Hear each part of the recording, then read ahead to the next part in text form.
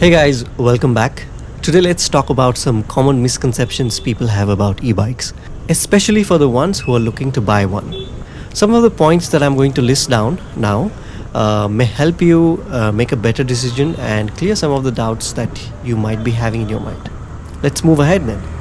The first misconception: e-bikes are slow. As you saw just now, they are nothing but slow.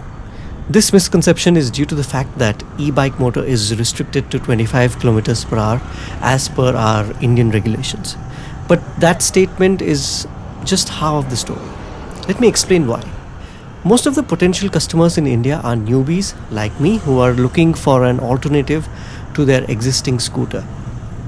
This is where things kind of get messed up. If you compare an e-bike with a scooter, obviously it is going to sound slow.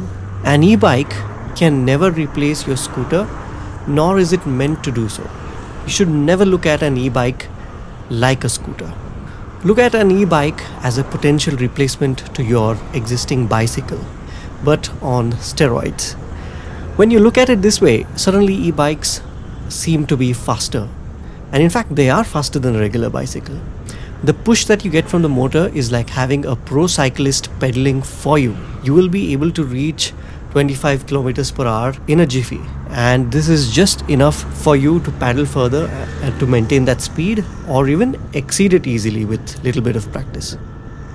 Remember, only the motor stops beyond 25 kilometers per hour, but the bike can go as fast as you can pedal. This makes an e-bike a very potential daily commuter. Think about it. If you like cycling, you've been cycling just as workout or as a hobby, an e-bike enables you to take that hobby to your work every day with the practicality that it packs with that motor. Moving on to the next common misconception: e-bikes are expensive. Now that we've agreed that e-bikes are faster than regular bicycles, in order to hold those speeds, the components such as wheels, hubs, brakes, frame, etc. has to be designed in order to endure those speeds and be safe, which means that the manufacturer cannot or should not get away with using cheap components. Otherwise, it is a potential threat and potentially very dangerous. If you've been following the bicycle market, good bicycles with good components are quite expensive, and most of the e-bikes that we see in the Indian market today are still cheaper than that. Adding to this, lithium-ion batteries and electronic components are also on the expensive side because of the nature of e-bike market in India. It is still in its nascent stage, and these components can be priced better only if they could be bought in bulk. E-bike market in India is still small, and manufacturers have to buy these components in small amounts, which reflects in higher cost. We just have to accept this fact, at least for now, until the government takes some measures to make this easy for consumers like us. Now, this is a debatable topic. If you have anything to add to this, you can do so on the comment section. While you're on the comment section, consider subscribing to the channel. There are many more videos related to e-bikes and stuff. Feel free to browse, and your subscription will mean a lot to me. Moving on. Next misconception: bigger the battery, better it is. This again is sort of a marketing gimmick. Of course, bigger battery has longer range, but there are certain things that the manufacturers don't tell you. Bigger battery also means higher replacement costs.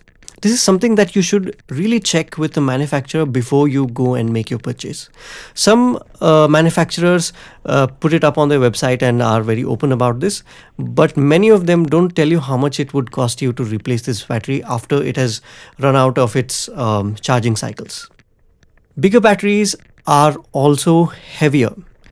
If you've seen my previous videos, I do not like adding unnecessary weight on the bike. And adding weight isn't a very good idea because this is going to make your normal paddling very difficult, making you depend more and more on battery range alone. Make an assessment of whether you need so much extra range and calculate how much extra money you should be spending just to get that extra range. Also remember, this is still a bicycle that you can ride even without battery assist, or even if the battery runs out, you can still pedal and have a good time. So these were some of the top misconceptions that I've heard from people talking about e-bikes. And me personally, I've been riding an e-bike to work and back every day almost for a few months now, and I'm really liking the whole experience about it. If you have any more doubts or any misconceptions that you have in your mind, you can post it on the comment section. I will try to answer them. Also, don't forget to subscribe and like this video. Until then, I'll see you in the next one.